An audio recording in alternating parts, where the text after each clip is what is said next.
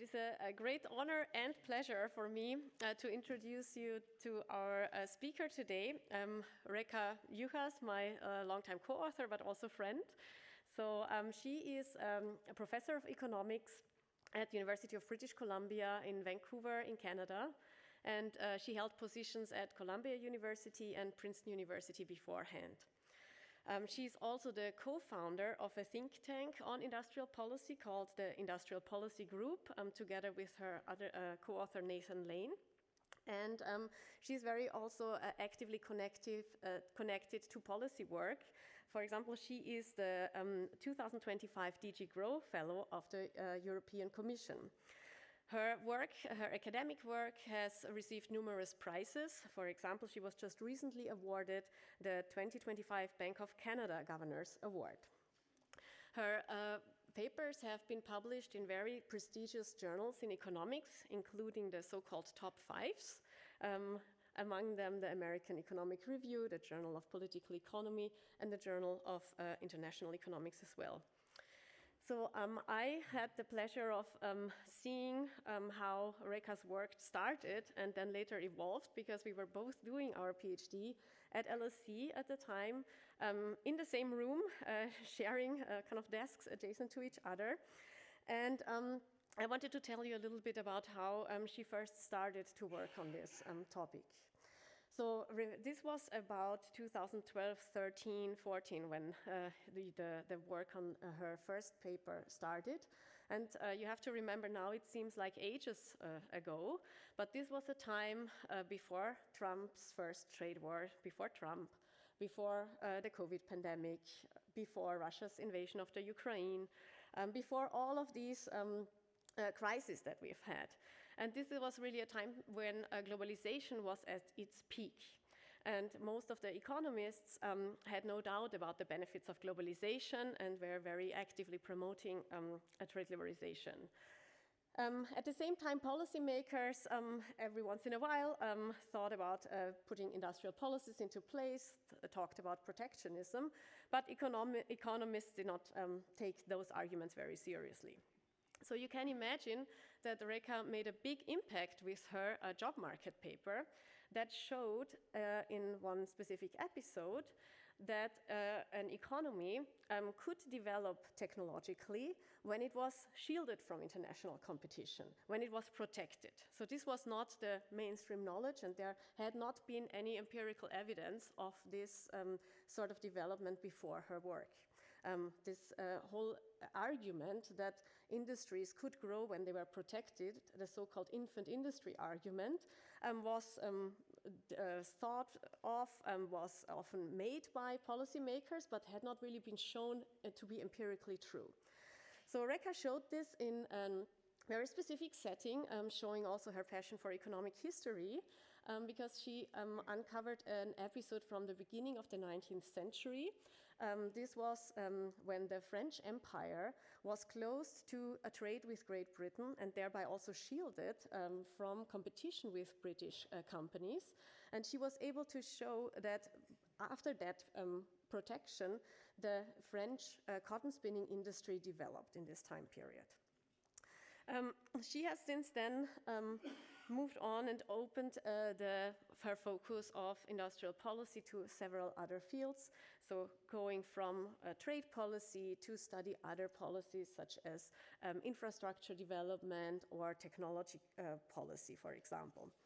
But since then, we have also seen more evidence of episodes where protectionism did in fact lead to innovation and technological development, or also the reverse of this. So, for example, that we have now a few studies showing that competition, especially competition with China in North America, did actually reduce innovation for firms. Just to illustrate some follow-up work of hers, for example, she did think about technological adaptation and in firms by focusing or writing another paper on the 19th century French Empire, where she showed how innovation often requires reorganization within firms, where innovation, new technologies often require firms to try out new organizational processes, and only those that successfully do so manage to survive. To highlight some joint work of mine with hers and our co-author David Neutsch, who is sitting here as well, we looked at infrastructure development, which nowadays, if you take a broad perspective, is also part of industrial policy. And there we show that port development, which the policymakers and economists typically think of as being very beneficial to a city, also has some substantial costs. And especially with container ports, who tend to be large and require a lot of land, these costs can be very substantial because the land has opportunity cost. It cannot be used for other purposes. However, what is interesting is that the benefits and the cost are not shared equally across different locations. So the benefits are shared much more widely. So a city in the hinterland, for example, or in the vicinity of a port city can benefit from having access to foreign markets through trade, but the cost in terms of land or pollution is specifically paid by the port city. And this can explain also potentially why we see that 100 years ago, the capital cities of the world like New York and London were also the major port cities of the world, whereas today the port activities has shifted towards port locations further away. Réka has not only been involved in measuring the effects of certain types of industrial policy, but she has also measured and documented industrial policy, both in the 19th century as well as today. She will tell you some of this work later in her presentation, especially about the occurrence of industrial policy today. But we have also documented how industrial policy was used in the 19th century to kickstart industrialization, especially by countries who were latecomers to industrialization and wanted to adopt industrialization as well.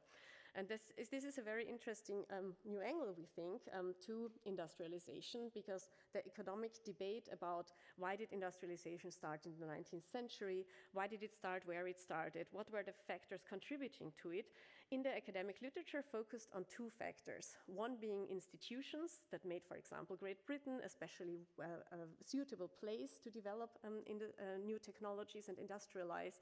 The other being geography, access to raw materials, the specific geographic location.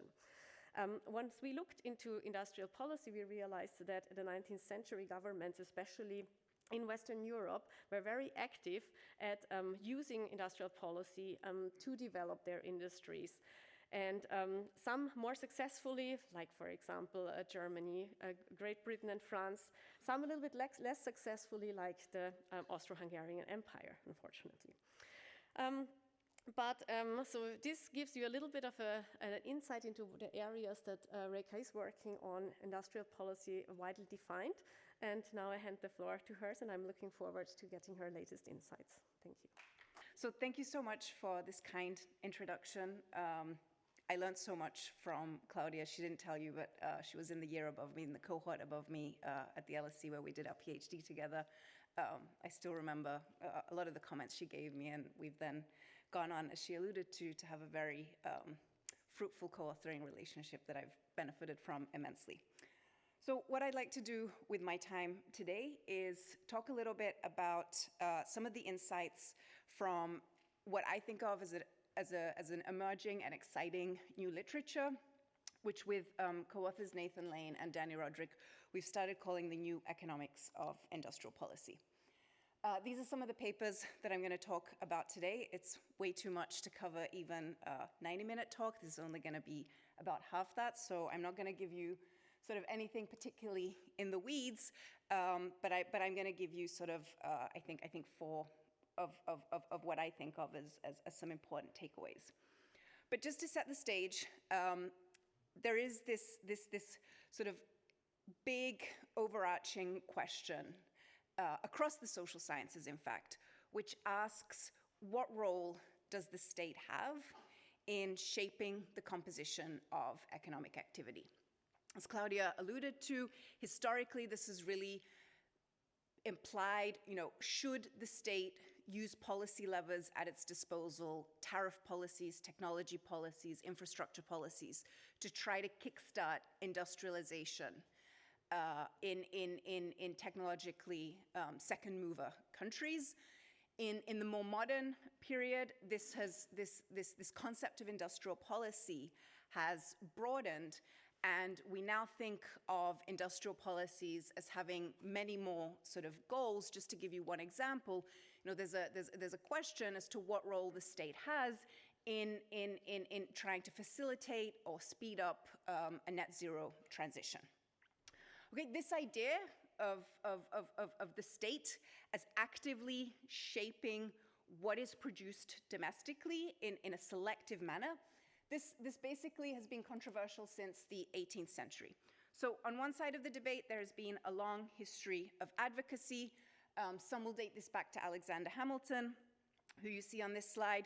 In the German-speaking world, of course, Friedrich List had very influential contributions and was extremely influential in arguing for industrial policy.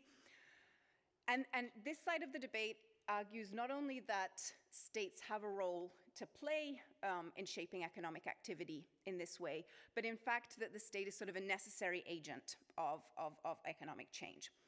On the other side of the debate, of course, there's been also a long history of skepticism surrounding industrial policy, which the governor referred to in his opening remarks.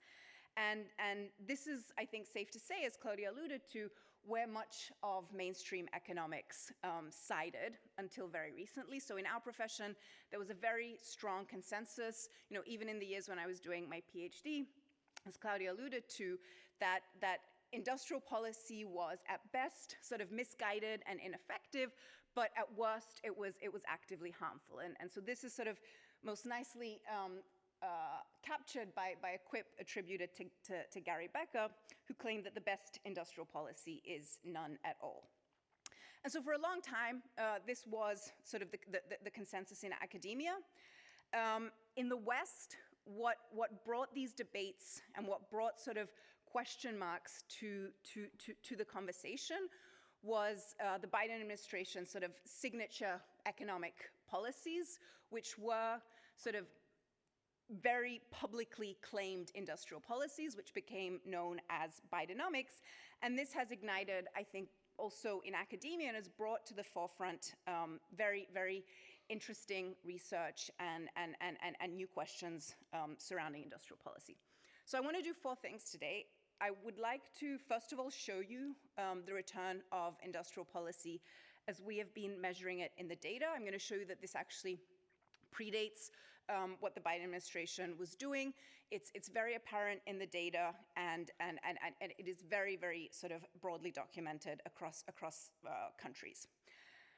I'm then going to show you a little bit how the new economics of industrial policy, which basically uses frontier tools from economics and empirical research as well as theory, to ask again the questions at the heart of industrial policy. Can the state be successful?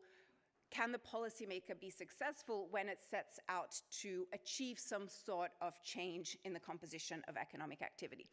And we wrote a review paper with Nathan and Danny a few years ago, and sort of even somewhat to our surprise, who've been actively working in the field, it was striking to us just how sort of consistent it was, that in many cases, obviously not in all, but in many cases there was pretty strong evidence that industrial policy not only was able to achieve the goals, the narrowly defined goals of the policymaker, but was a catalyst for sort of more broadly defined economic change. I want to show you some of the work that I've been doing recently with my co-author David Weinstein and some other co-authors that looks at one specific angle of industrial policy that has changed a little bit the way that I view what important components of successful industrial policies may be. And then I want to turn a little bit to a question that I think anyone seriously grappling with the realities of industrial policy needs to confront. And this is also something the governor referred to, which are sort of the very real challenges around doing industrial policy in the real world. And these are going to be the political economy challenges to industrial policy.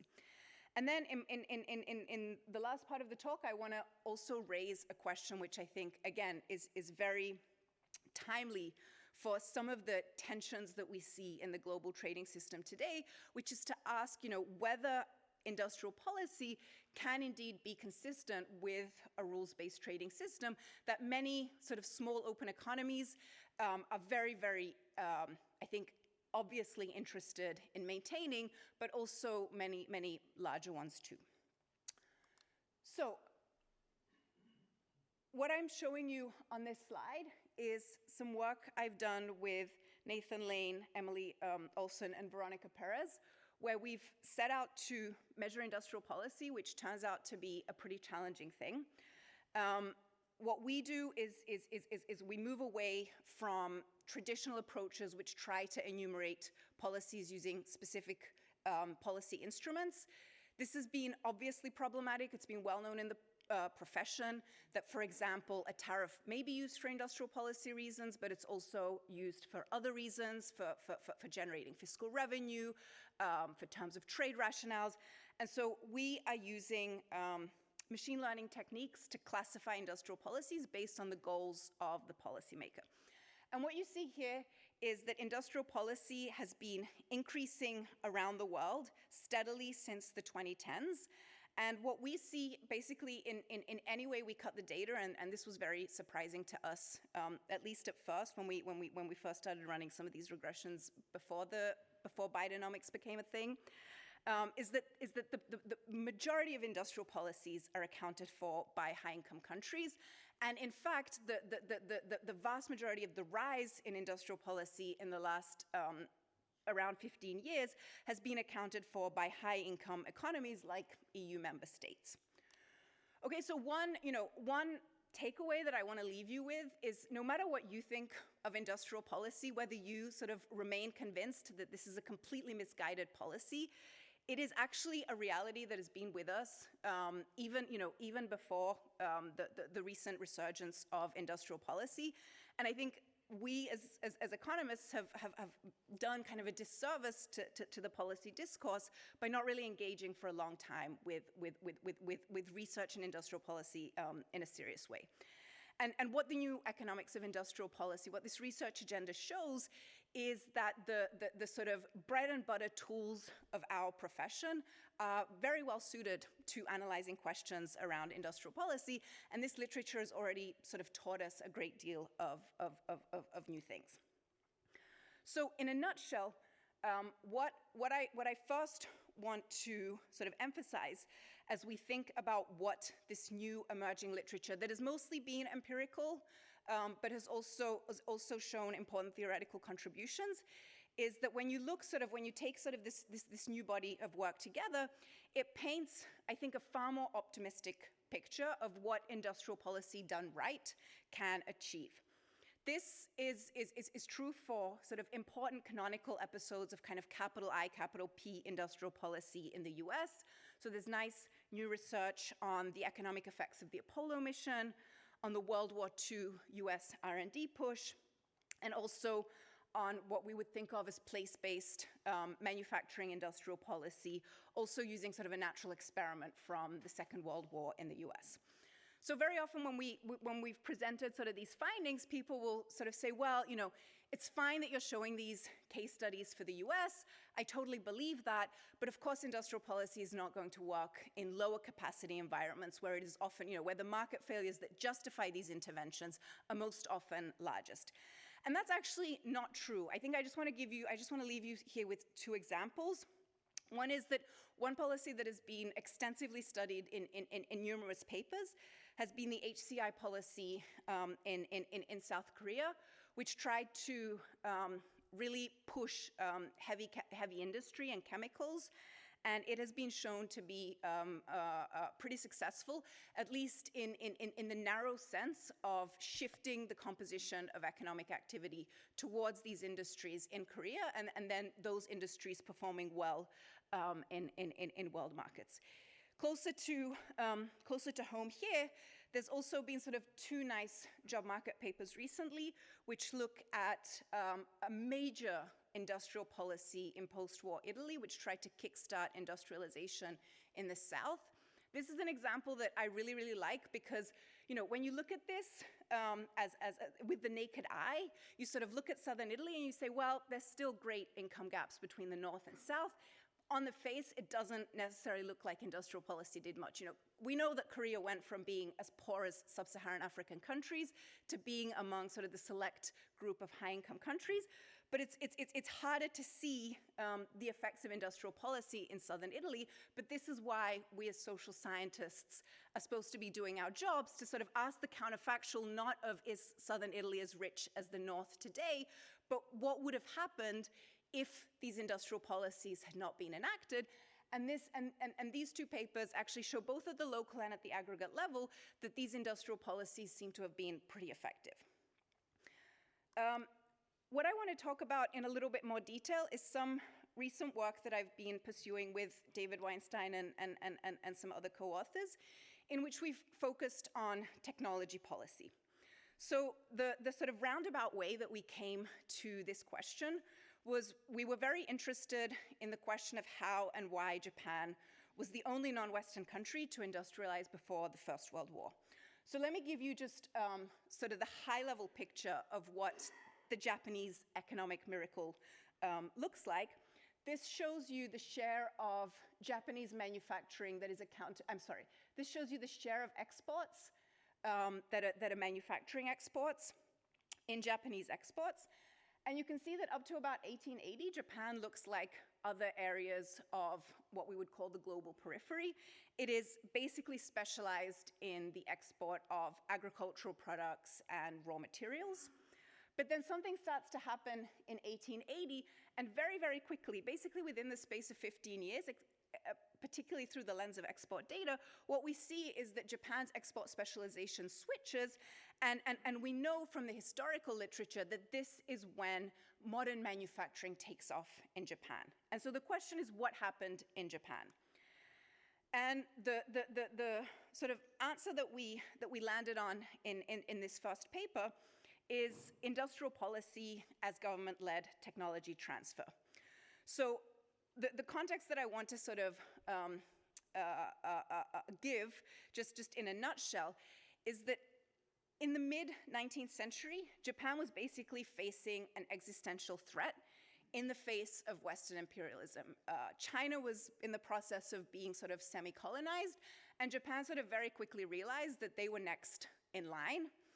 And so at this point, the new Meiji government deployed a bold and expensive technology transfer policy, the aim of which was very explicitly to modernize and in particular industrialize Japan. Now the key sort of part of this policy that we focus on in this first paper is the provision of Western technical knowledge in the vernacular. So the idea that the Japanese had was that they wanted to reduce the access costs of technology. They wanted to make the technologies of the new industrial revolution, the technologies of the Industrial Revolution and the science behind it sort of available to anyone who could read in Japanese.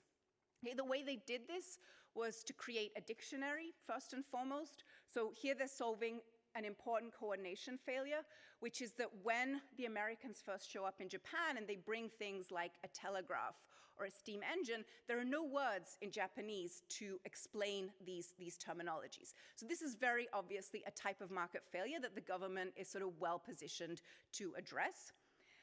They also undertake translations of Western scientific books themselves. There are study abroad missions, and then there are 10,000 person years of instruction by foreign experts. There are complementary policies that we discuss in the paper, which is providing primary education. And it's all good and well to translate all of Western science if no one is literate. And then you could ask, how are they paying for all this? they also institute a land tax reform that is increasing fiscal capacity. So I just want to be very clear here that we're going to sort of exploit a natural experiment in the paper, but there's no natural experiment here in the sense that this is very intentional and explicit sort of industrial policy classically defined. I'm quoting here Sakuma Shozan, who's one of the early sort of proponents in the Meiji, actually in the Tokugawa period, which preceded the Meiji period, that he formulates a lot of the ideas that then become sort of Meiji policies. He talks about wanting to see all persons in the realm thoroughly familiar with the enemy's conditions, something that can be best achieved by allowing them to read barbarian books as they read their own language. And then he goes on to say there is no better way to enable them to do this than by publishing this dictionary. Okay, so the Meiji government becomes completely unified in this idea that to resist Western imperialism, they need to industrialize. They need to get better than the West at what the West does. And the way to do that is to make technology accessible, more easily accessible, solve a lot of these frictions to technology adoption in Japan. Okay, let me talk a little bit about what the effects of the technology transfer policy were. The first thing that I'd like you to focus on the left-hand side of the panel is that we see an enormous increase in codification of technical knowledge in the Japanese language. So one thing that we discovered in the process of this research is that codification is a public good that doesn't typically get supplied in sort of a laissez-faire way. So in 1870, as late as 1870, upwards of about 90% of all codified knowledge is available in 4 languages: French, English, Italian, and German. These are, of course, the languages of the Enlightenment. And so the Enlightenment is an exception here because the culture of the Enlightenment creates organically technical knowledge. Nowhere else do we see any similar amount of technical knowledge being created. So there is this sort of very Gerschenkronean argument here that outside of the sort of first industrial revolution countries, there's going to be a market failure in terms of reducing access costs to technology that the government needs to step in and solve. And so then what you also see here is sort of the achievement of Meiji Japan, which in the space of a very short amount of time goes from having sort of basically negligible amounts of codified technical knowledge. This is the number of books in technical subjects published in the Japanese language, to having levels that surpass the German language by 1910. Okay, and in the paper, we then try to link this codification to economic outcomes. And so what you see in the right panel here is the way we do this. We take this analysis to the sectoral level. And what we show is that industries that had more to benefit from translating Western science and Western technology had faster growth, export growth, productivity growth, but basically only after Japan achieves levels of codification similar to Europe. So before codification, so when Japan looks like other countries in the global periphery, there is a negative, if anything, relationship between industries that can benefit from the Industrial Revolution technologies and industry performance. And this very quickly turns sort of positive and stays there for the ensuing years. So this was actually an extremely rewarding project to work on in lots of ways, and it led us to ask the question of whether the Meiji miracle was a fluke. You know, is this something very idiosyncratic to Japan, or is there something sort of more general here about these technology policies that the Japanese deployed that translate to other episodes? So one thing I would say, and Claudia and I actually in our annual review emphasized this point, that technology policies were an integral part of 19th century development policies. The Meiji regime didn't invent these policies, but they actually just deployed them at a scale that was unprecedented. We take this analysis to the post-war era, and this is sort of completely work in progress. It's actually the first time I'm showing any of these graphs and results. So I'm very interested to get your feedback.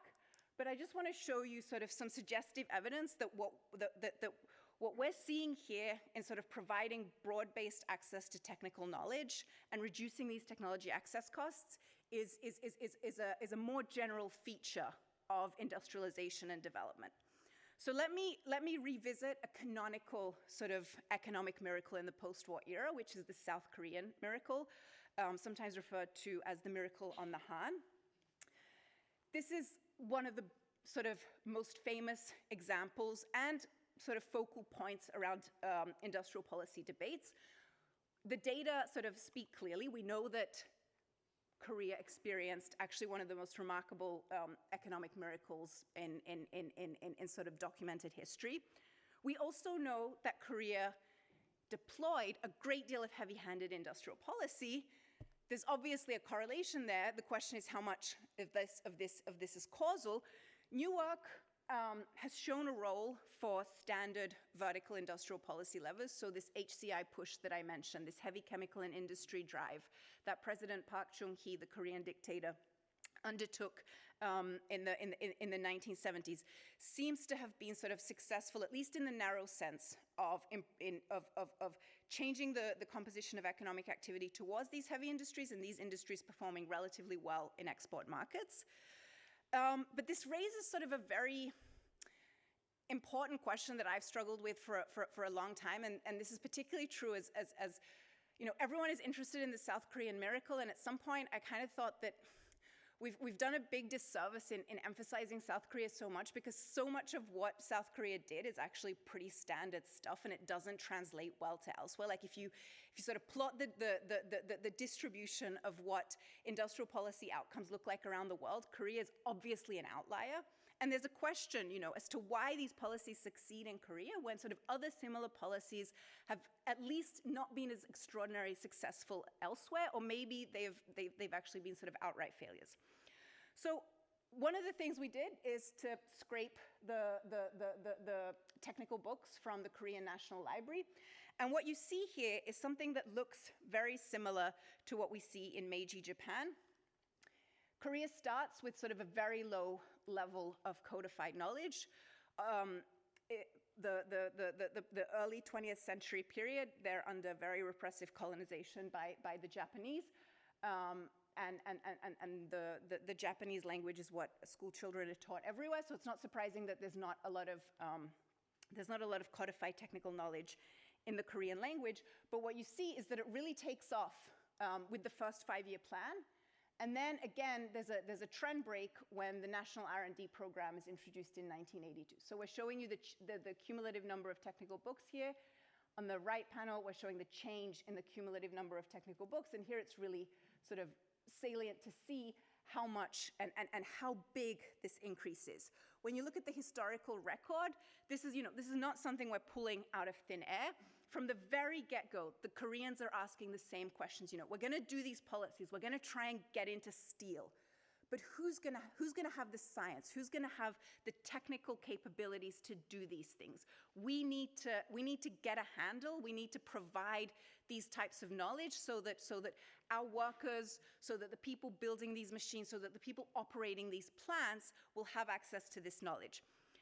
This is an easy case to study in the sense that the learning from the Meiji episode is very obvious. Park Chung-hee is trained and socialized in Japan.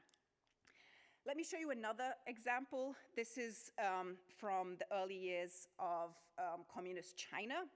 There is a nice paper by Guocelli and Li that find that firms I should take a step back and say that in the early periods of communist China after they win the Civil War, there is a Sino-Soviet technology alliance where the USSR is providing all kinds of technical support to the Chinese.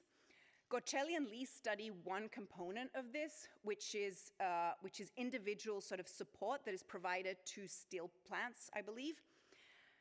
What we see when we scrape the Shanghai Library is that you can see, again, the effects of this Soviet technical support. Again, you see the change in the cumulative number of books sort of spiking. It all goes pretty south very quickly when the Great Leap Forward is unleashed.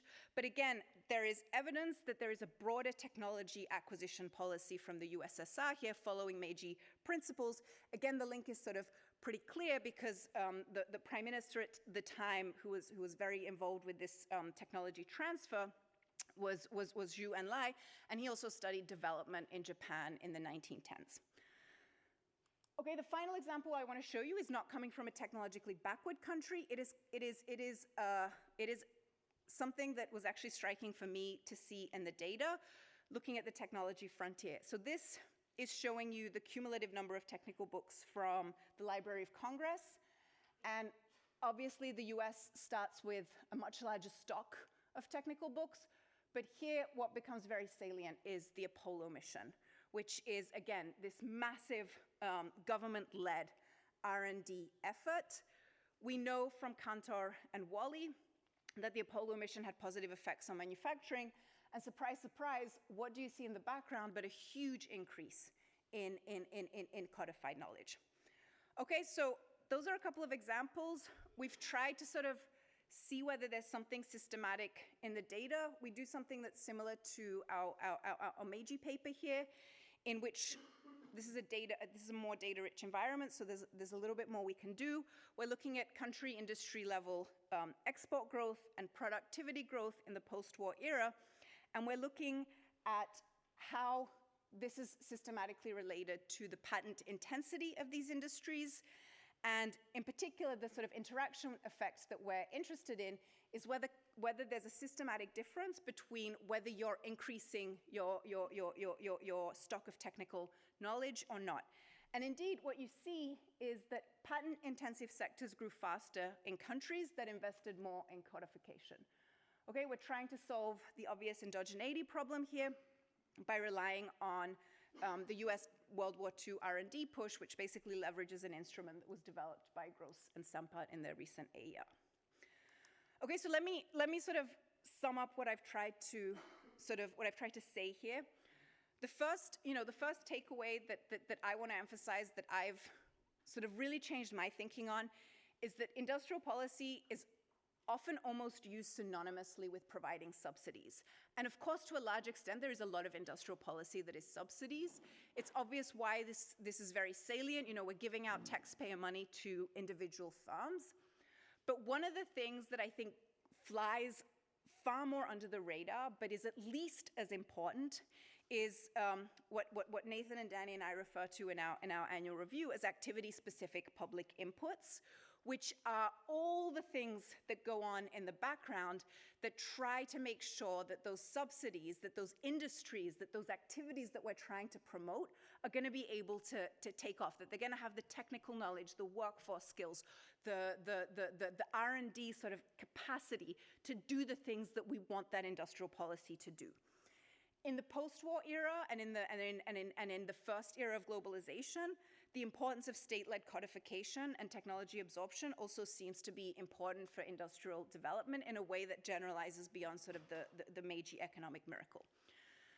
More broadly, however, the sort of takeaway that we come away with from sort of reviewing this recent literature on the new economics of industrial policy is that it is sort of high time for the debate around industrial policy and for sort of the questions we ask about industrial policy to move away from this not particularly fruitful debate of should we do industrial policy to how can we do IP well.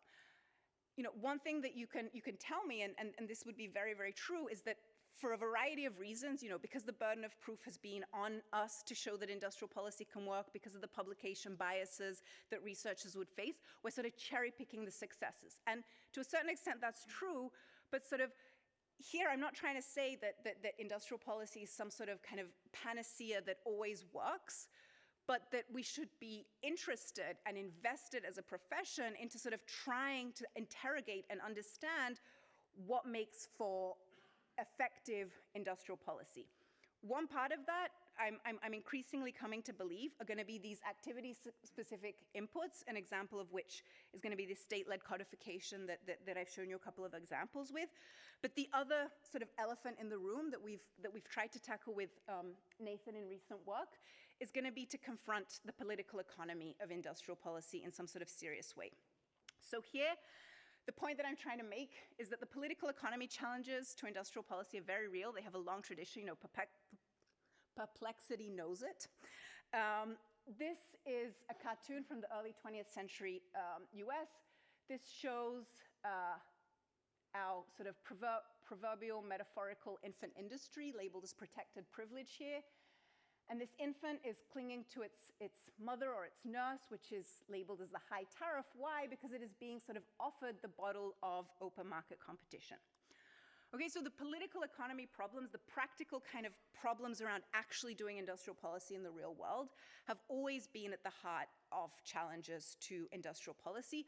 I would sort of classify them as falling under sort of two main buckets. The first one is this sort of classic Hayekian challenge of, you know, it's all good and well for us to talk about there being market failures that justify intervention, but in the real world, the policymaker doesn't get to go out and observe those market failures. This is often also sort of equated with this sort of challenge of trying to pick winners. The government, the information problem of industrial policies, the government just doesn't have the necessary information to know where intervention is required.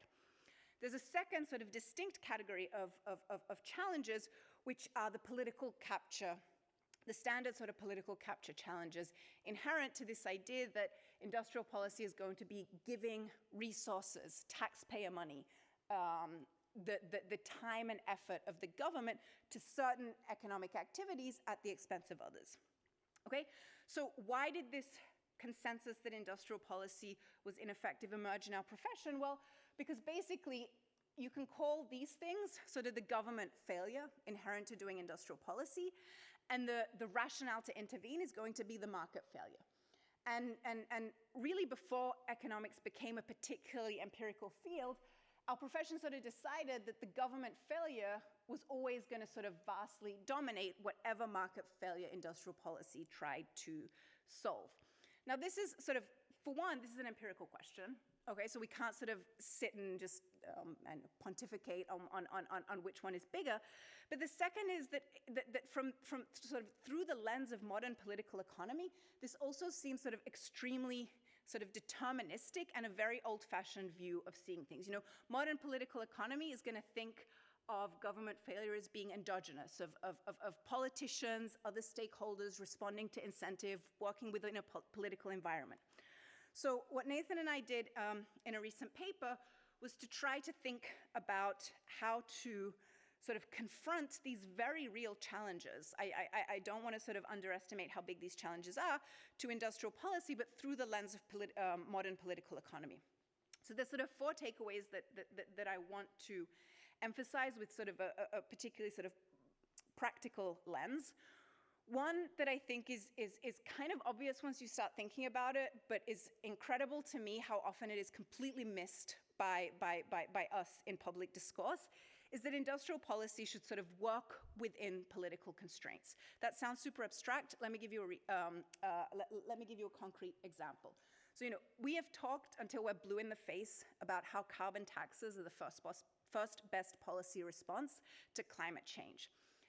In many, many countries, carbon taxes just violate every single condition of political feasibility. You cannot get them off the ground, and sort of pushing that we should be implementing a carbon tax has gotten us exactly nowhere in jurisdictions like the US, which is one of the largest emitters.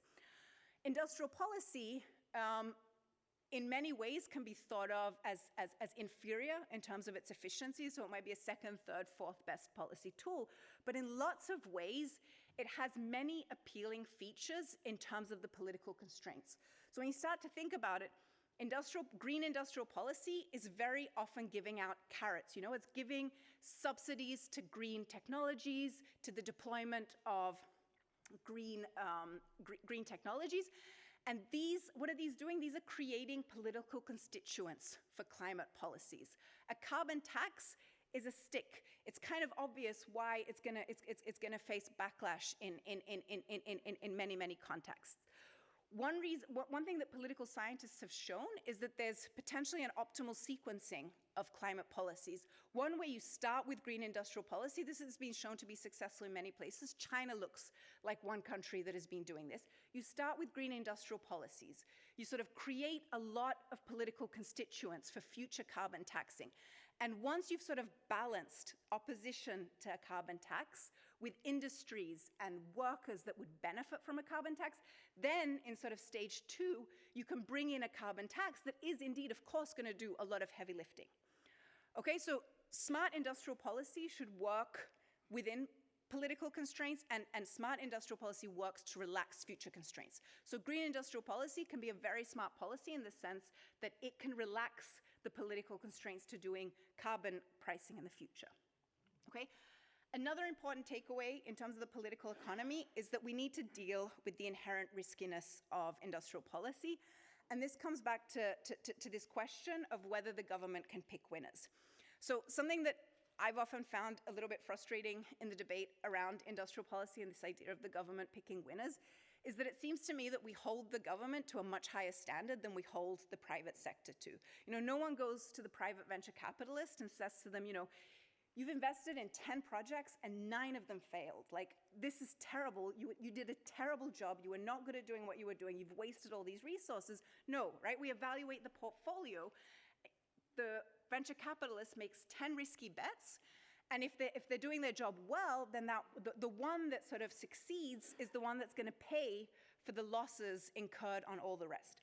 There's a view in which we should be thinking of industrial policy in the following way. It's the government not randomly making bets, hopefully, but based on sort of information about economic fundamentals and information from the private sector, making risky bets, some of which will succeed, some of which won't, and then pulling back. And of course, this is where the political economy of this being the government becomes difficult, but then pulling back on the ones that are not working.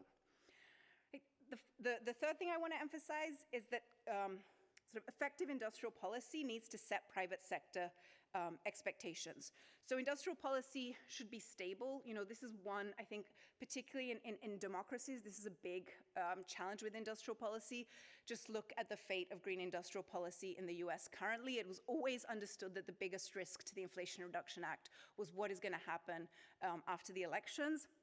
This is a disaster for doing industrial policy. Effective industrial policy is conditional.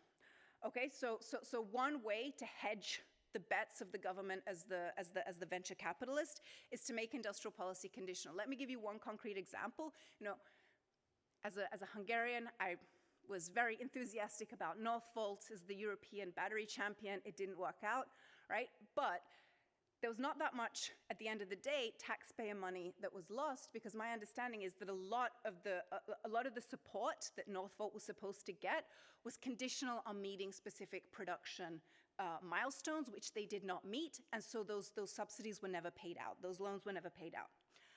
Okay, and then one that I think we get wrong constantly is that industrial policy needs to be temporary. So, you know, you can get me on board with very, very high tariffs on electric vehicles. You can get me on board with like 100% tariffs on electric vehicles, but not ones that are indefinite, right? Think about what message we're sending to our private sector when basically, and this is particularly true for the way the Biden administration communicated about the US EV tariffs, is that these tariffs, I don't know whether they have an expiration date, but it certainly didn't look like anyone was welcoming Chinese EVs anytime in the future. It's a very different message that you send to your private sector when you say, we're going to have high tariffs and, you know, Chinese EVs are terrible. And it's very different when you say, look, we have an infant industry here. We're going to give our domestics, I don't know, 5 years to get their act together, and we're going to have a declining tariff that's going to fall to zero at some point. And either by that point, our industry is competitive or we're done. Okay, that is sending very different private sector expectations. If you think you're going to be working in a cushy, protected market for the foreseeable future, you actually have very little incentive to get out of internal combustion engines. Okay, and then the final one that I want to emphasize, which again I think is obvious, but it is worth repeating because we've seen it sort of undermine many episodes of otherwise sort of well-intentioned industrial policy is that successful industrial policy invests in administrative capacity. This is another way in which you're trying to sort of mitigate the informational challenge of doing industrial policy. You know, if you're going to be doing conditional industrial policy, you know, if you're going to be giving export support to your firms, you need to know which firms are exporting. This sounds laughable, but we have a case study in this paper with Nathan where we look at Thai export-oriented industrial policy, and one of the reasons why it was undermined at sort of the very beginning was that the Thai state just didn't have the administrative capacity to even know what firms were doing what. So there was no hope that they were going to be able to sort of copy what the South Koreans were doing because they didn't have that administrative capacity. Okay, the final. In my last couple of minutes, the final topic I want to touch on, which I think is also one that has practical relevance in how we do industrial policy in the real world, is whether IP can be consistent with a rules-based trading system. So, you know, many trade economists will take the view that from a global perspective, you know, sovereign nation states are sort of free to do whatever misguided policies they want in their own jurisdictions. The key question for many trade economists when they're thinking about the global perspective is what are the cross-border spillovers of industrial policy? So the traditional view, this was very much the view when I was a PhD student, is that the best thing to do if your trading partner is doing industrial policy is to send thank you notes, because basically your trading partner's taxpayers are subsidizing your consumers' consumption through lower prices. Okay, more recently, particularly in light of a lot of the China shock work that has been done in the field, there is a sort of an increased awareness that if competition is sort of quote unquote unfair because one jurisdiction is benefiting from subsidies that another one is not, then producers and workers in your trading partner might be hurt by the industrial policy that you do. Okay, and this is, I think, very much sort of the lens through which we look at a lot of the debates around current industrial policy, particularly sort of China's industrial policy. And when you sort of read the policy debates, what people try to shade this debate with a little bit is to sort of also point out that there are other potential spillovers. So you know, the EVs are actually a great example to give here. You know, whatever you think about what China's doing is unfair or not, one thing that seems true is that they've just pushed the global technology frontier in this particular industry, and there's some sort of positive spillover there, particularly if we care about climate mitigation. Okay, so in recent work with a bunch of co-authors, Penny Goldberg, Nathan Lane, Julia Laforte, and Jeff Thurk, we wanted to look into cross-border spillovers in a particular sort of technologically very intensive sector, which is semiconductors. So what we do in this paper is a bunch of things. We're going to start just by sort of thinking about the industry. And as some of you may know, this is an industry that is very globalized and highly fragmented. So different countries specialize in different parts of the value chain. So the ones that Europeans will be most familiar with is that a lot of European firms are instrumental in the capital equipment. So ASML, which produces the lithography machines, is sort of the crown jewel of one of the crown jewels of sort of Europe's industrial heartland. They have a quasi-monopoly on the most advanced lithography machines. They have a bunch of European suppliers that also do extremely technologically sophisticated things. The US has a very dominant market share in the software that is another input to the industry.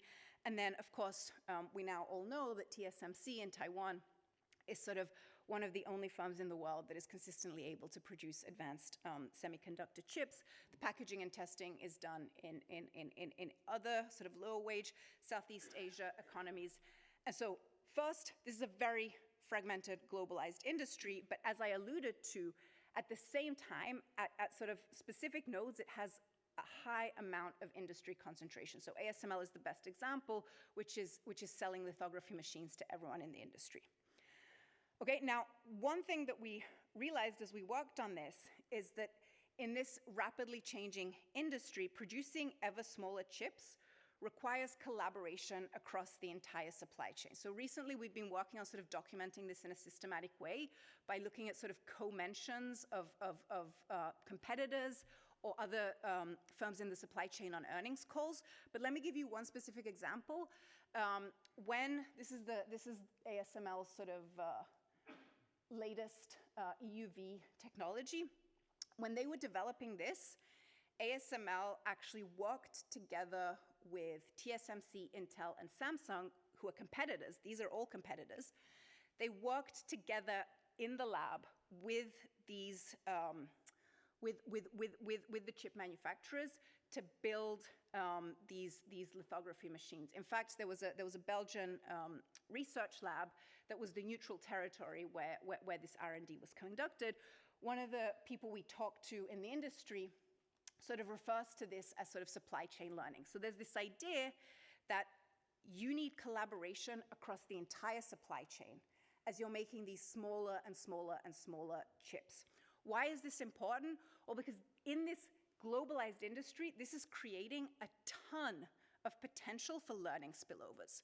So TSMC works with ASML, it works with NVIDIA, the customer, it works with Synopsys, who's making the software, and then later down the line, NVIDIA goes to SMIC in China, who's TSMC's competitor, or ASML sells the same machine to the Chinese. Are they going to start from scratch, or do they have all the knowledge that TSMC sort of worked out along the way? Okay, what does the price data show? So what the price data show that there is a very strong decline in prices as the first movers in the industry. This is Taiwan and Japan in earlier years. Increasingly, it is Taiwan only. There's a decline in prices as experience in producing a particular technology node accumulates. And when China enters, this is not a China story. This holds for other second movers. We've just suppressed the others for clarity. When China enters, it enters low, right? And so there's this suggestion in the pricing data that second movers get to benefit from whatever these guys figured out as the price of these chips were reducing. Okay, we do this much more formally in the paper, trying to estimate learning spillovers. The problems that you worry about here are, these are prices, right? These are not costs. And so, first of all, if a firm understands that it's learning, it's going to have a strategic incentive to set its prices dynamically, right? It's going to internalize that if I produce a little bit more today, I can reduce my price faster. So that's one problem you need to contend with. Another is that learning is sort of only one of the things that could explain the features that we see here. Obviously, there's going to be more and more competitive pressure as there are more firms in the industry, so you would also worry that the price is decreasing because of decreasing markups. Okay, so we're going to build, in this paper, we build a model of semiconductor manufacturing that, combined with the price data that we get from the Global Semiconductor Alliance, can be used to back out costs. We allow firms to internalize this learning by doing through dynamic pricing, and we allow competition to affect markups through different supply-side models. Okay, the punchline is that we estimate a pretty high learning rate. We allow for learning to depend on technology firm-specific learning. So this is TSMC learning from the 5-nanometer chip. This is TSMC, this is the economies of scope. This is TSMC, this is an example. This is TSMC learning across the different technology nodes. So it's the 5-nanometer chip benefiting from the 7-nanometer learning. And then we allow for there to be cross-firm, cross-border spillovers. So the implied learning rate, as we allow for different types of learning, goes from 10 to 49%. So the way to interpret that 49% number is doubling output is going to reduce costs by 49%. So this is basically my second to last slide. What I want to say here is that this is an industry that, at least based on our estimates, has enormous scope for spillovers. But these spillovers emerge because of voluntary actions of market players, right? No one was holding a gun to ASML's head asking them to collaborate with the chip producers, and no one is forcing the US to give up its technology when Taiwan is getting its semiconductor industry off the ground. This becomes very salient because we know, and we show this in the paper, that China potentially has not been able to reach the technology frontier despite sort of multiple efforts in pushing industrial policy in this sector, because in this sector, firms have not historically been willing to share technologies. China hasn't really been able to have successful joint ventures. They haven't benefited from technology transfer. So in a world with positive technological spillovers, countries may benefit from each other's industrial policy, right? My industrial policy through these global spillovers is actually going to benefit my trading partners, but only if the industry remains globalized and only if participants voluntarily sort of share this information. Okay, in this industry, one country's industrial policy, instead of being a race to the bottom, could be a race to the top. Okay, so I've taken a little bit too much of time. Let me conclude. The new economics of industrial policy, to my mind at least, presents a fresh perspective on many sort of interesting questions on industrial policy. One sort of takeaway that I've learned, particularly in recent years, is that IP is much more than just handing out subsidies, and in particular, these activity-specific public inputs, an example of which are these technology policies that I showed you, might be an important complement and in cases, alternative to industrial policy. It obviously also suffers from fewer political economy challenges because here I'm not giving goodies to individual firms. Okay, and the last sort of more speculative point that I want to leave you with in light of our semiconductors paper is that globalization and industrial policy are not obviously mutually exclusive. So in a rules-based trading system, we could allow for industrial policy with certain rules. The biggest hindrance to this currently is that there's very little buy-in from certain stakeholders in continuing this rules-based trading system. So you need to have sort of some buy-in, but inherently, these things don't need to be diametrically opposed. Okay, so let me stop there. We'll start off with a general debate with having a short reaction by two of the panelists, and I will take this opportunity also to introduce you two. Claudia Steinwender, who kindly already introduced Réka in turn, and Klaus Kugler. So Claudia Steinwender is a professor of economics at the Ludwig Maximilian University in Munich. She has also a PhD from LSE, had stints in Princeton, Harvard Business School, MIT Sloan School, and now ends up in Munich. Well, I think I'll just mention a few publications which are interesting for us. I think some of the very recent publications are really tracking Chinese innovation, performance. There is an interesting paper, I think you presented it in one of your lectures in Vienna already, in the Journal of International Economics, Paper Tiger question mark, Chinese science and home buyers in citation. So it was one of those important works which tries to understand how reliable or how do we evaluate Chinese patenting activity, and citation activity. And I think you did a very pioneering work on that. There's a follow-up on that work, which I haven't read yet, but who stands on the shoulders of Chinese scientific giants, a work evidence from the chemical industry in chemistry. Yeah? So it's very interesting work on tracking innovation activity and innovation policy, I guess, also in China. Another area which I think will occupy us increasingly in Europe is the analysis of defense R&D. Yeah? You have a paper in the Review of Economics and Statistics, The Intellectual Spoils of War, again a question mark. Every research starts with a question, which so one is open to the answer. Defense R&D, productivity and international spillovers from defense R&D. And lastly, I think I just want to refer to a joint, probably more survey paper together with Réka, Juhász, on industrial policy and the great divergence, so sort of giving an overview of the divergence experiences over, I guess, 18th, 19th century, which is followed by now by an age of convergence, yeah?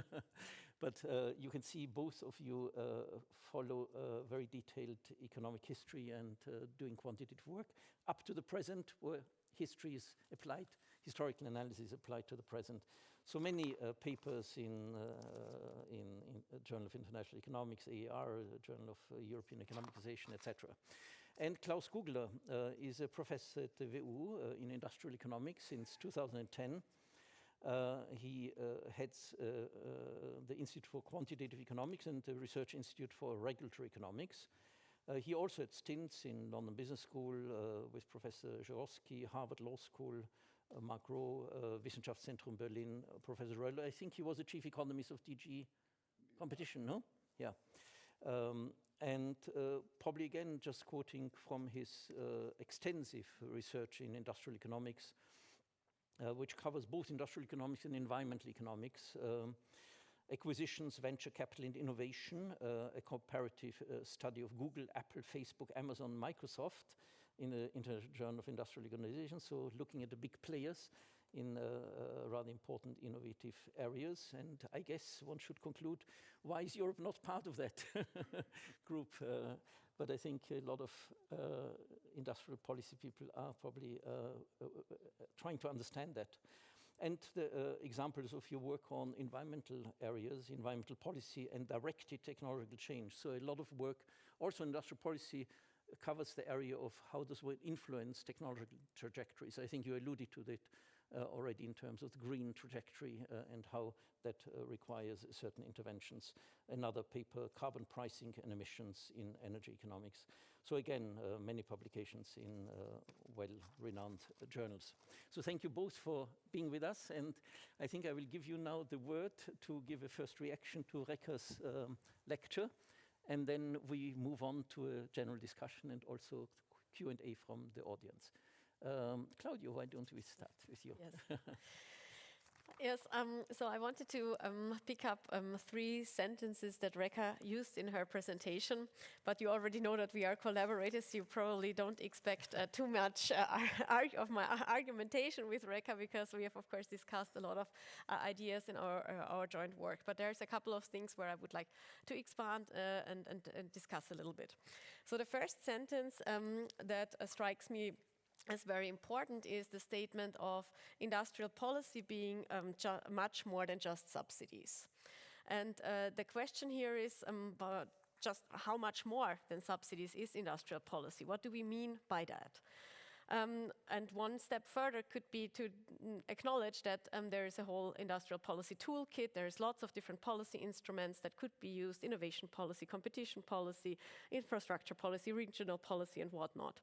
But if you study these important case studies, the examples in history where countries have really very successfully developed industry that Réka mentioned, one thing that is striking to me is that there is a whole industrial policy strategy behind it.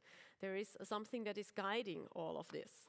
And I noticed, so at Harvard, I was at Harvard Business School, as you mentioned, and I was teaching corporate strategy there.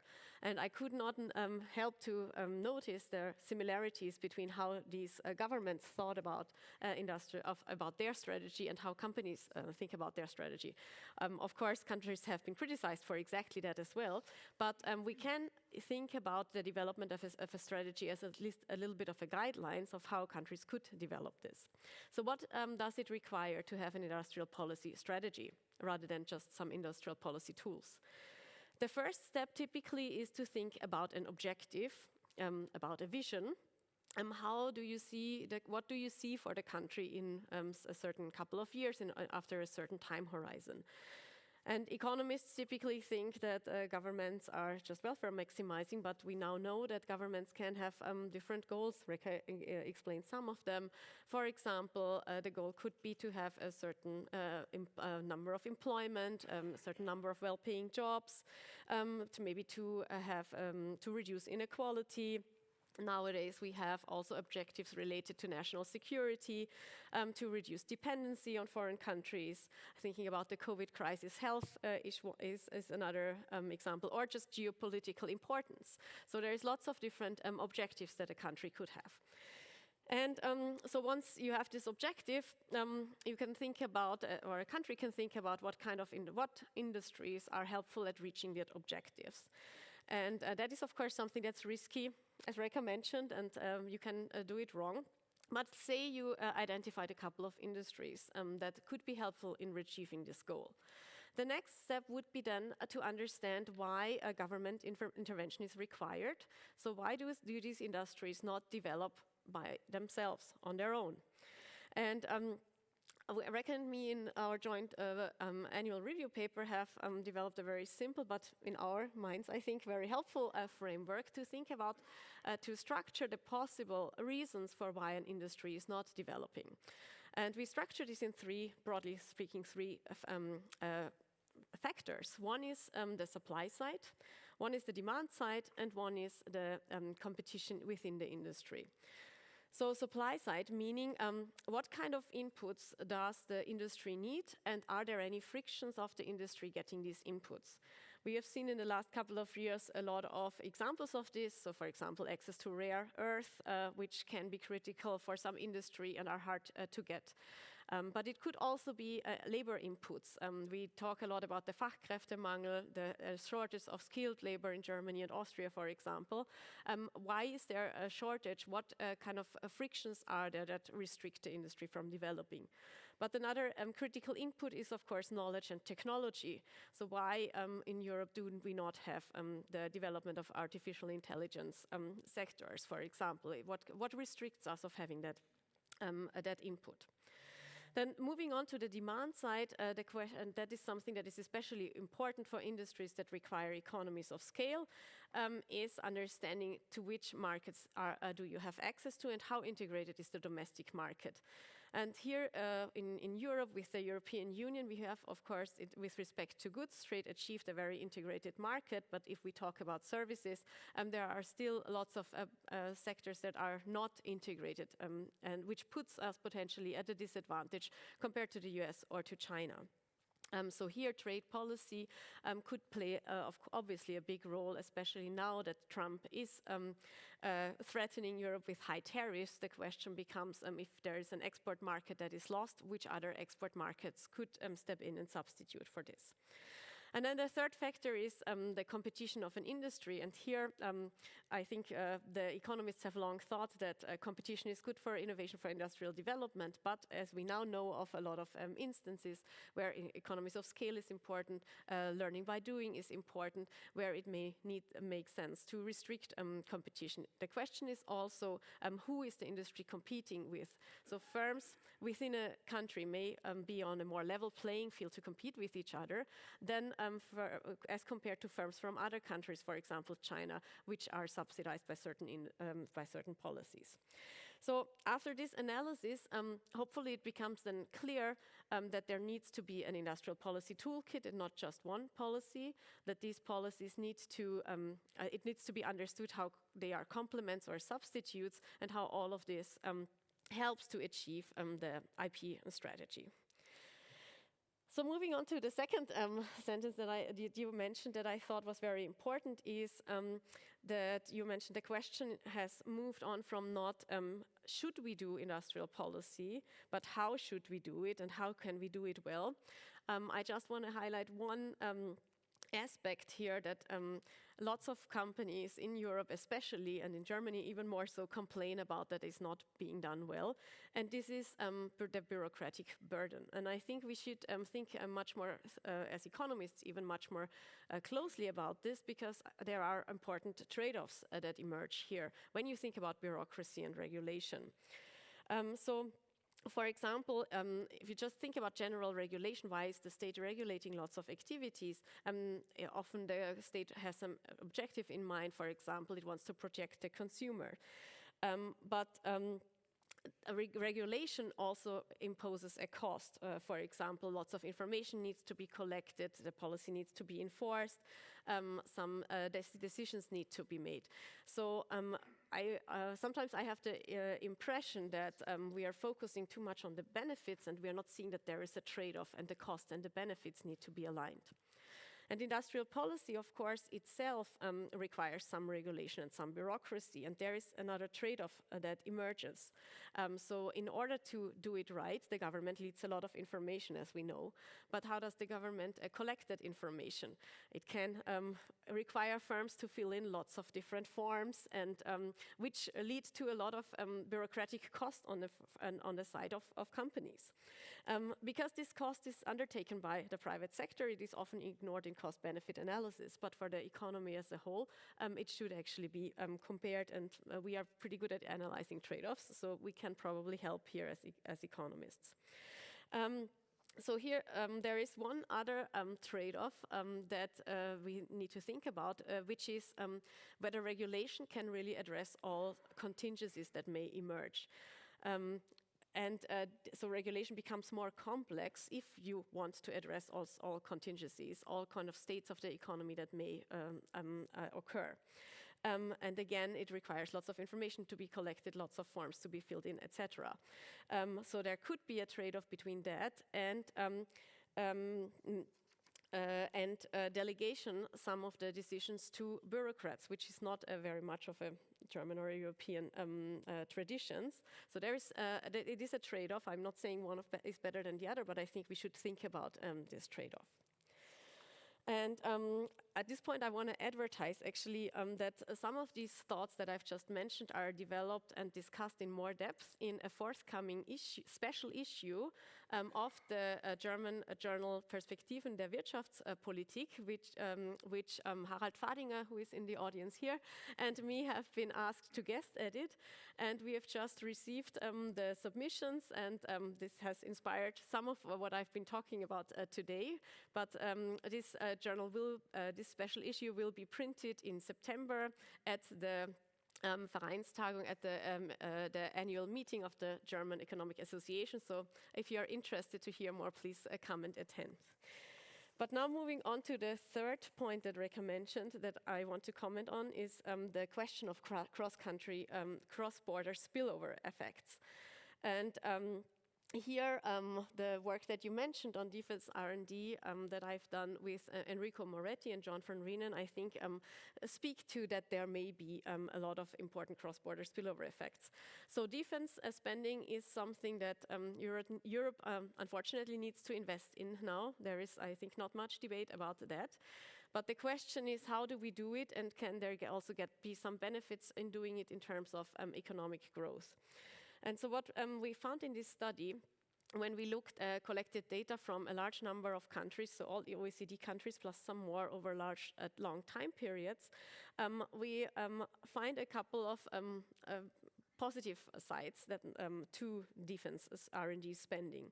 So the first one is the typical question whether R&D subsidies crowd in or crowd out private activities. So the concern here being that if firms get subsidized, they are just doing activity that they would have done anyways, but now the state pays for it. This is, of course, not what you want to achieve with industrial policy. Instead, you want a complementary activity from the private sector. And the good news is that we find on average exactly that government funded R&D is typically complemented and matched by an increase in private R&D. It also creates productivity effects. And what is interesting, and now coming back to the question of cross-country spillover effects, we do find that government subsidies in one country do lead to more private R&D in the same industry in another country, and also productivity increases. So especially in defense, and I think this is the good news, there is scope of these cross-country spillover effects, and that also calls, I think, for some discussion and cooperation, especially at the level of the European Union, that not all of the countries need to do their policies separately, but that there should be coordination in order to benefit as most as possible from these spillover effects. Thank you very much, Claudia. Klaus. Yes, thank you for the invitation. And also, I'm not industrial policy expert. I worked a little bit in competition policy, and maybe in my statement this will become clearer.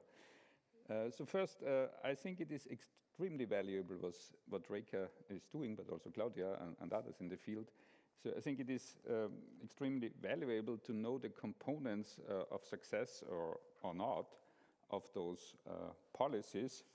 And as it became clear, there should be government-led technology transfer, codification because it's a public good, but maybe there should be sunset clauses so that it's only a temporary policy and not permanent, etc. I think this is extremely valuable literature. But having me here, I have to say something more skeptical about industrial policy, because I think it's complicated. No? Your examples and your case studies mostly concern mainly developing countries and developing societies like South Korea, Japan after the World War, Austria after the World War. Maybe we also had quite a tradition of the national industries. Kreisky mentioned a few more billion more debt, shilling. Doesn't make me sleepless nights than 100,000 unemployed. The Austrians know that. So I think that's all fine and nice, but I mean, now we are talking about the US, about the Inflation Reduction Act, we're talking about the European Union, so we are talking about developed countries. And here, I'm not so sure whether industrial policy, as we see it now, with the huge amounts of money what the Americans are investing, for example, in semiconductor, but also in other industries, should be matched by the European Union.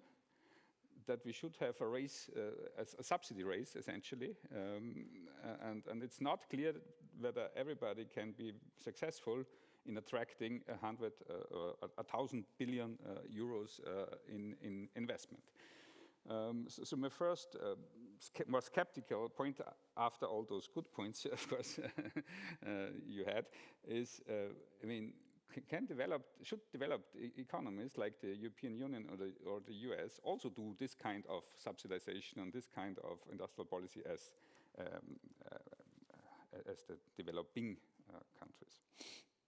So you have all those problems. You have subsidy shopping. So Germany wanted to pay Intel 10 billion euros to make a fab in Magdeburg. Intel declined actually then, which is funny, but the subsidization is enormous. Infineon, 700,000 euros per employee, and so the question is this money well spent, or should we not spend it for universities, for example, or other infrastructure, education, etc. So my first problem is, what about with developed countries and economies? So we are in this, I think, huge prisoner's dilemma. Of course, if the US does it and the European Union does not do it, maybe we are worse off than to also do it. That's, of course, a problem. And I think we might do it in specific inputs or essential facilities, the economists would say, like lithium, rare earths was mentioned, the rare earths, metals, maybe batteries. Of course, if we don't have those input due to geopolitical reasons, not due to economic reasons, it's profitable that we get them. But if they don't give them to us, we might, of course, want to find an answer to that. So that's for sure. This is, and again, with the semiconductor example, I'm not so sure whether this is a good example for proactive industrial policy, because they do it. They manage to have those coordination. They generate those spillovers. Okay, they cannot confine and internalize all those spillovers, but in principle, this value chain is functioning very well. And now when the US comes and says, okay, now you TSMC, you have to invest 100 billion in the US. Huh? Maybe they destroy this value chain and these spillovers. I don't know. Huh? Is this sure that this is not destroyed? Why are doing that? I'm not sure. Huh? So essentially, that's my main point, is developing versus developed. I had maybe others on competition, the winner picking, all this I think was mentioned, but I'm a little bit more skeptical for developed countries that we should subsidize all those industries.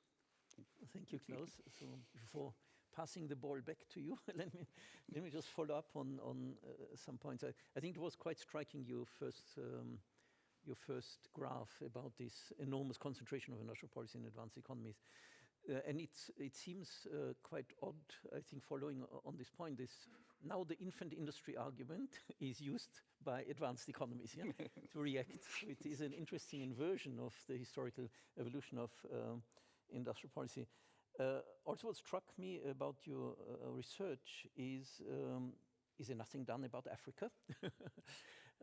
Why is there such a strong concentration of Asia? I mean, obviously, when you spoke about the bias of success stories and so on, but moving it a bit more towards the debate we want to launch now in this panel, we are a bit behind the curve to understand the geopolitical context in which it's happening, because now the issue of preventing knowledge transfer, and also reacting to the successful technology transfer and almost overtaking examples is really the issue now at stake.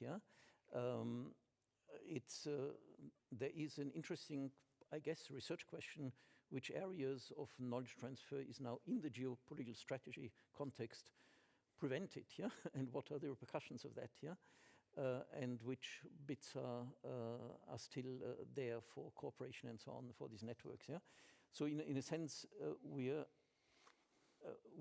looking, at least in the presentations you gave, at industrial policy as it was happening and had a rationale 10, 15 years ago, and the context is now a different one. This is now an issue not of normative economics, but of positive political economy discussion. I think probably a second question I want to raise is we are having different entities operating this geopolitical environment, and the odd person out or entity out is the EU. It is interesting that if one looks at the literature on industrial policy in Europe, it is launched quite a lot from supranational state, enormous directives coming from the EU level. But of course, the EU is a very thin layer of a state. So to design industrial policy at the EU level requires enormous coordination with national resources, national policy frameworks. So I wanted you to also address the question, and I think the audience might be also interested, is what sort of strategic strategies in industrial policy is happening at the global level with this rather odd institutional context which Europe faces, with a coordination design at the supranational level and a lot of resources unevenly distributed, uneven capacities at the national level, confronting other agents which are unified state entities, which don't have these areas.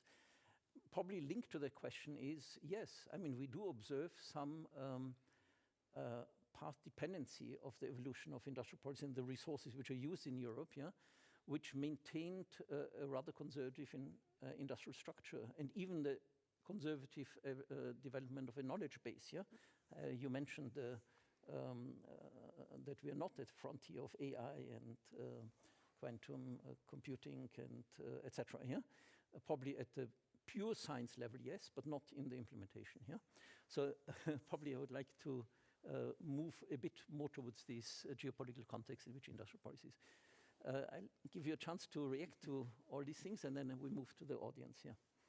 Okay, so thanks so much for this really stimulating discussion. I'll try to be short so that we have some time for questions. So I want to pick up on a couple of themes. So Claudia, perhaps not surprisingly because we're long-time co-authors, has picked up on something that was, I think, very implicit in my talk, but it's an opportunity for me to also make this very explicit, which is about the idea that at its heart, industrial policy is a vision for the economy.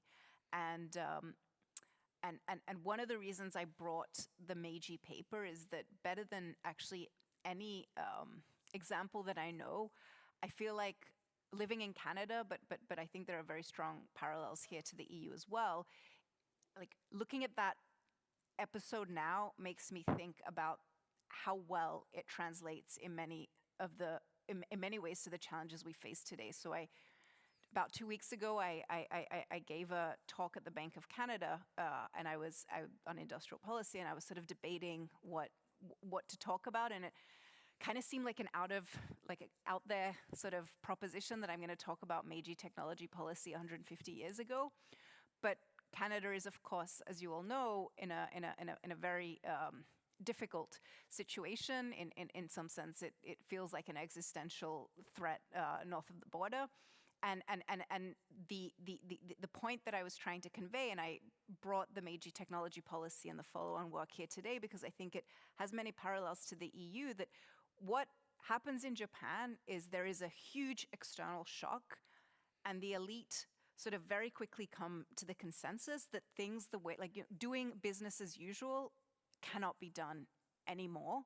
And the threat is really like a national crisis. It's an existential threat. And I don't think that translates 100% either to Canada or the EU. But I think in both regions we are facing sort of a number of challenges that suggest that things the way they have been cannot keep going.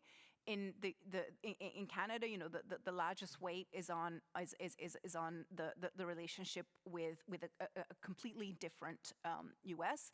The EU, I think, faces headwinds in that direction too. Of course, for the EU, I think the geopolitical threat of an aggressive Russia is far more pressing for obvious reasons than in Canada. And I think there is all these ways in which the biggest lesson to me is that what the Japanese got right is that they had a vision for what they wanted their country to become. Their vision was, we need to industrialize, and then here are the ways in which we're going to try to do that. What I didn't have time to talk about is they tried vanilla industrial policy. They tried to give subsidies to various industries.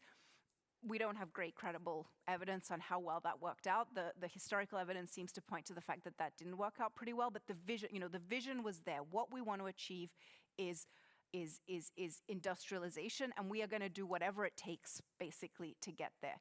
And I think when I think about sort of the challenges facing Canada or the challenges facing EU, the point that Claudia made, that like sort of the large-scale industrial policy, the Apollo missions, the World War II R&D pushes, the commonality that they share is that there is a vision there. Like this agreement on what we want to achieve. There's a strategic idea for what we need to do.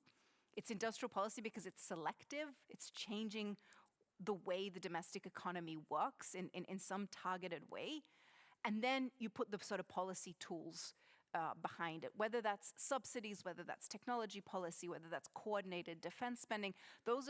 I think those become sort of second order. The challenge for the EU, and I think the Draghi report sort of really lays this out really nicely, is what does the European sort of future look like? What are the reasons and the rationales for intervention, and what needs to happen for us to achieve that? So I think that's sort of one important point I want to pick up on. Klaus, I think you raised this really interesting question about the role of industrial policy in developed countries. I recycle my exams, and I was humbled to see my intellectual trajectory, which had an exam question from maybe 5 years ago that I gave my undergrads of like, why is doing infant industry policy in a developed country misguided?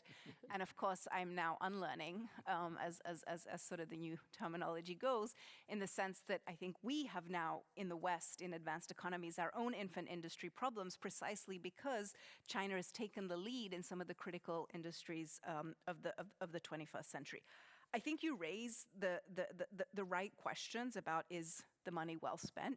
I think I probably have a less hard time convincing myself or you all that when we spend on workforce development, when the Belgian government is putting money into a micro electronics research institute that is going to support retaining comparative advantage in the long run.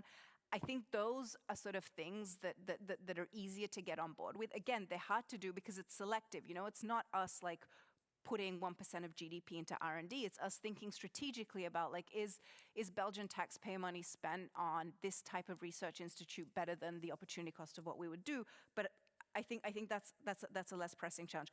I really struggle with the semiconductor industrial policies. You know, the national security stuff, supply chain resiliency, that's fine. I was talking to an engineer last week who understands the chips industry and who was sort of really pushing for, I was sort of pushing them on whether the US needs to strategize or needs to develop advanced semiconductor manufacturing capabilities beyond the national security and supply chain reasons.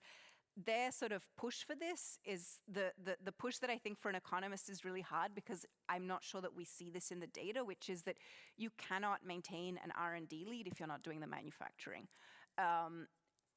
I think this is a really exciting area for research. I don't know the answer to that question.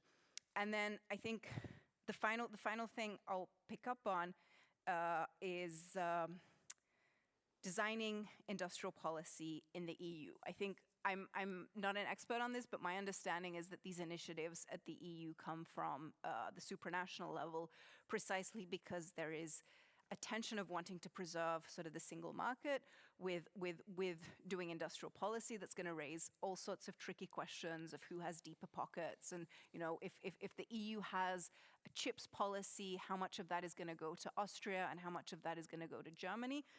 I think Claudia's work on spillovers, the work that other people are doing on spillovers, strongly points to there being sectors in which these cross-border spillovers, because of the nature of the supply chain and because of the nature of the way that knowledge is shared, suggests that there is a rationale to coordinate.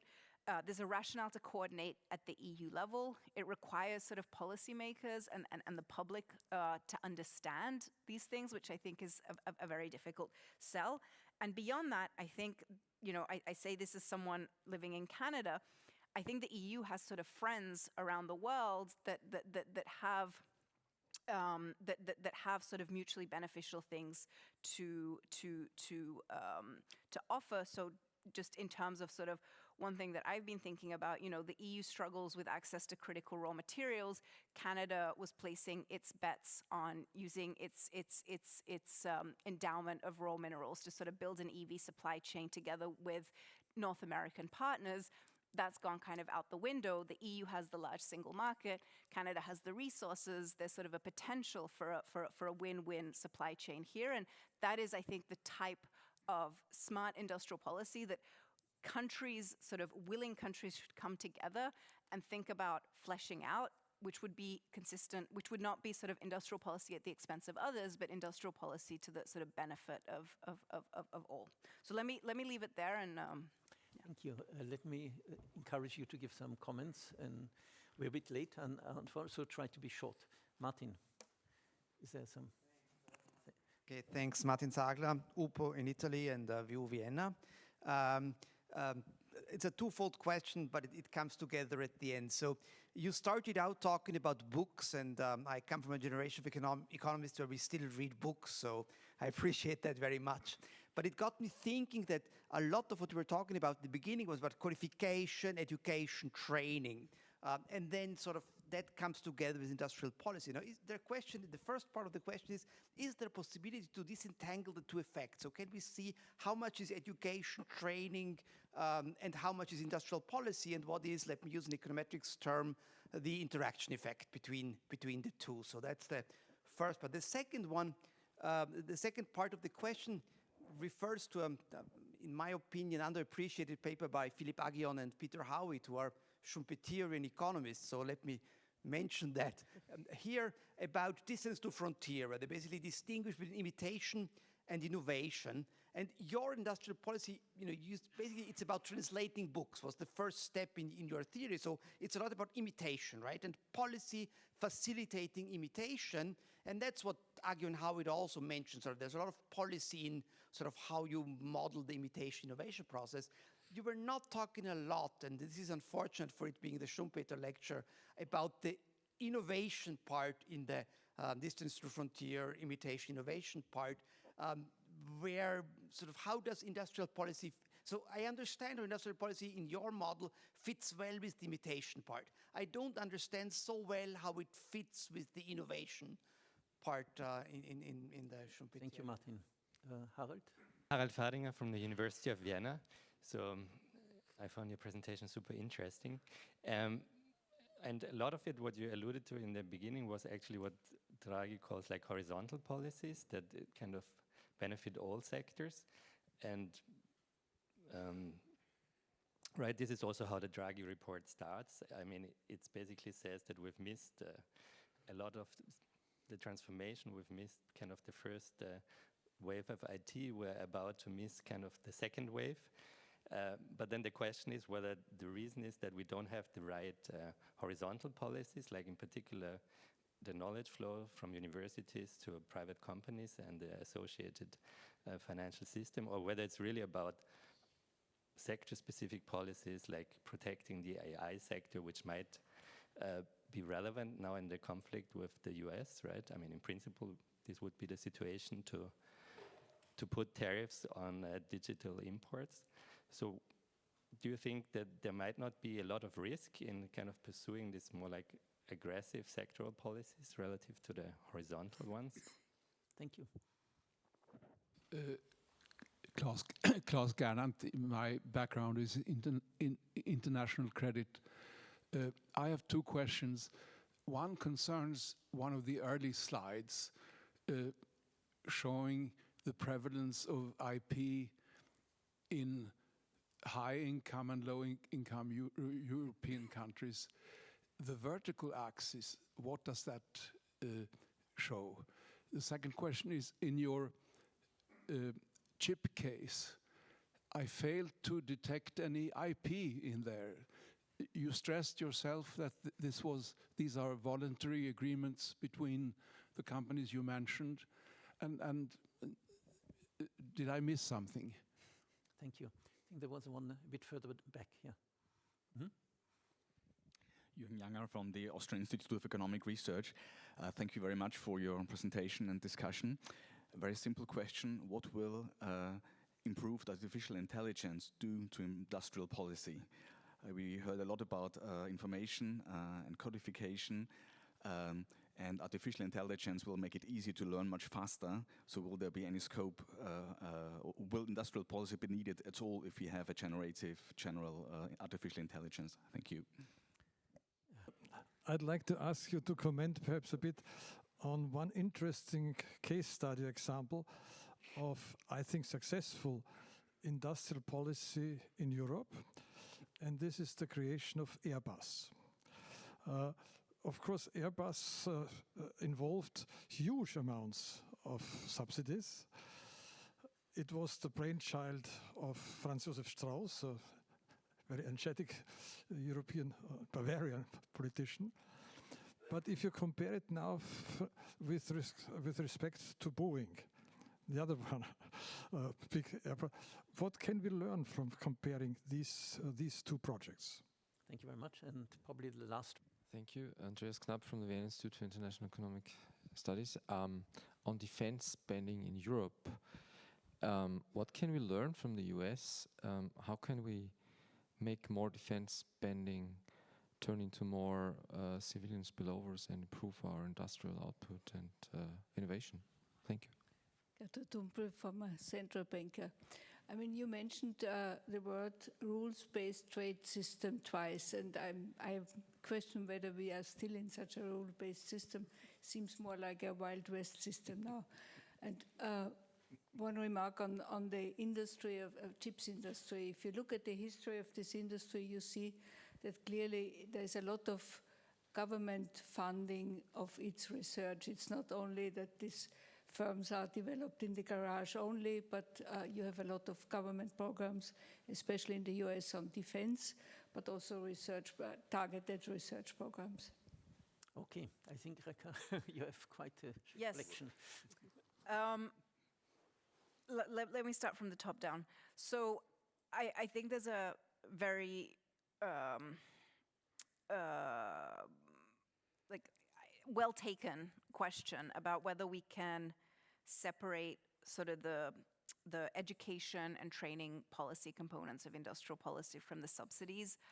I'm not sure that we have evidence that speaks to that quite yet. I think very often these policies sort of come together, as Claudia alluded to. So, the Chips and Science Act in the US, which I've looked at a little bit, that had a lot of aspects of actually all the types of industrial policy levers that Claudia alluded to. It had the workforce development, the R&D part, and then it had sort of the most well publicized parts, which were the individual subsidies to firms.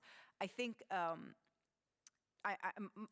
hope a little bit in the follow-up work on the Meiji project is that because we're working with sort of a wider sort of set of countries, we could contrast sort of specific examples. But, I don't think, outside of running an RCT, which I think was outside of the realm of feasibility, I don't think there's going to be well-designed natural experiments or sources of identification, because, of course, I think that well-designed industrial policies, don't fall from the sky, and so there's going to be a selection effect that's really hard to get around. I mean, the second question that came up was the question about imitation versus R&D. I mean, I think to a large extent, the semiconductors paper we have speaks more to the R&D angle, which in which you need the continuous sort of technological development, which makes possible these smaller and smaller technology nodes. So that's much less about imitation than R&D.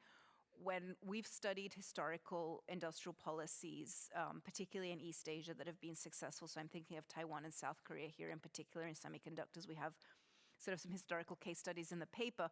One of the really striking things is that they start investing in R&D while they're doing the imitation. So Taiwan starts doing what Taiwan is going to do. They're doing sort of the lowest value-added package and testing in the early period, yet they set up in the university an R&D lab for microelectronics. There's a forward thinking there that is, I think, part of the recipe of successful industrial policy. Let me just sort of say one thing as a Hungarian that frustrates me to no end. We have spent like bucket loads of taxpayer money attracting first German FDI, now Chinese FDI. I see very little evidence of any sort of complementary policies that would try to help us move up the value chain. I'm sure, I'm not an expert here, but this is one sort of at least sort of narrative evidence that I found very compelling. That yes, to a certain extent, it's imitation, but in countries where you see industrial policy succeeding, these imitators are like really trying to push the R&D from the get-go. Is there a risk that by focusing on sector-specific policies at the expense of horizontal policies, where aggressive horizontal policies, we're gonna have some spectacular failures? So I think, this is to a certain extent a balancing act, and I would say the distinction between horizontal and vertical policies is there, but there's very much sort of this is a continuum. It's not a binary. And my understanding or my reading of the Draghi report is that, these are not horizontal policies of like, let's have more STEM majors.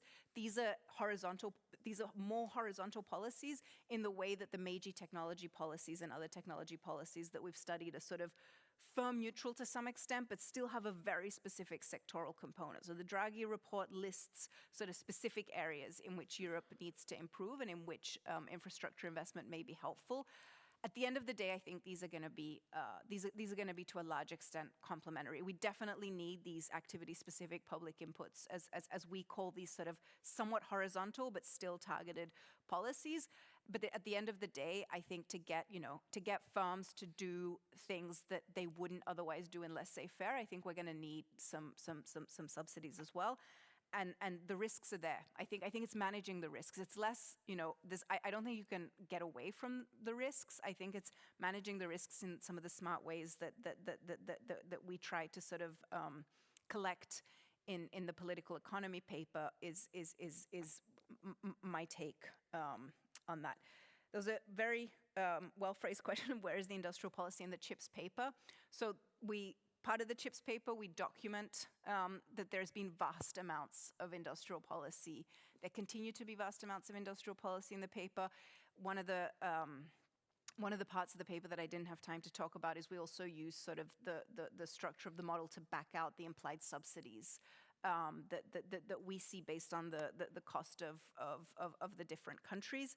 The sort of thing that brings it all together is for now implied, which is that in a world in which you have these spillovers, so the learning by doing is not fully internalized by the firms, then the social value of increasing production by 1 unit is going to be higher than the private value, and this is where the scope for intervention comes in.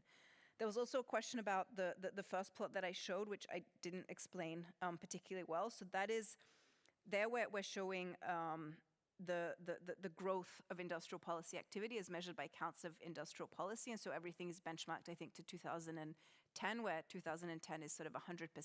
So what you do see there is that there has been sort of there are now orders of magnitudes more policies than we had in the 2010s. This is not spending, so we need to be sort of careful with how we interpret these. But I think the spirit of the exercise there is, one, to show that there is a great deal of increase in industrial policy, and like I said, the thing that came as a surprise to us, and it's been honestly impossible for us to destroy this result with sort of anything that we throw at it, is that high-income countries are the ones that seem to do more industrial policy, which when you think about sort of the forms of industrial policy that we have in the current era, which are both fiscally and administratively intensive, this is not all that surprising. So, you know, tariffs are not the median industrial policy. The median industrial policy is some form of fiscally intensive payment, and so you can see why high-income economies are just going to have more capacity to do this type of stuff. Airbus is really interesting. I don't know enough about it, but what I would say is that even a couple of years ago, before Boeing had its problems, my sort of vague understanding from people talking about this was Airbus was seen as sort of a failure and unnecessary and wasteful. I think this shows some of the reasons why we shouldn't always take monopolists, and now thank goodness we have sort of a oligopolistic market structure given all the problems that Boeing has. I'm running out of steam in terms of now I've just got like the defense spending in Europe, and I wanted to defer to Claudia here because I think she knows actually more about why there may be productivity spillovers to the civilian sector. I think I'm going to punt on that one. Obviously, we're not in a rules-based trading system anymore, but what my impression is that outside of the US, actually the vast majority of countries are interested in retaining some form of a rules-based trading system. I could be extremely naive, but I would put China into that group as well. And I think one of the intellectually and interesting ways that events could go is that the world decides to sort of go it alone without the US. And, you know, once the US emerges from this experiment, then they can sort of rejoin the trading order. But I guess that's speculative, but yeah. I think we'll probably have to come to an end.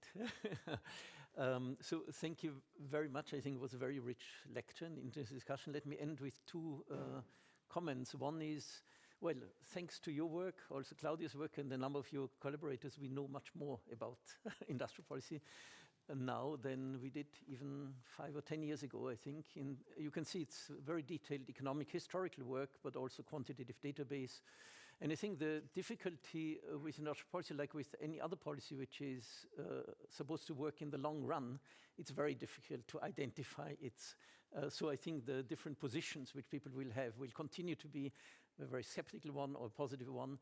And of course, also what Claudia mentioned, the multifaceted nature of the portfolio of instruments which are interacting and so on, makes it that much more difficult to really prove the causal relationship.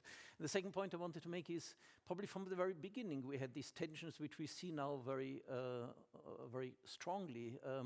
of very different targets, the economic development, the economic efficiency targets, and on the other hand, political, partly military strategic targets. You mentioned the major revolution, the Meiji policy came out from a threat perception.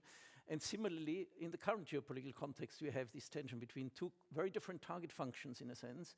And I think we have to understand the interaction between these two and how policymakers reacted and what drives them. I think you also mentioned the endogeneity of policy making, which is a very, very important field. So I think that as an era we are living in, it's a highly exciting and interesting era because it opens so much more complex questions. So thank you very much for embarking on this research venture and coming to Vienna and giving a very, very interesting talk. Thank you very much.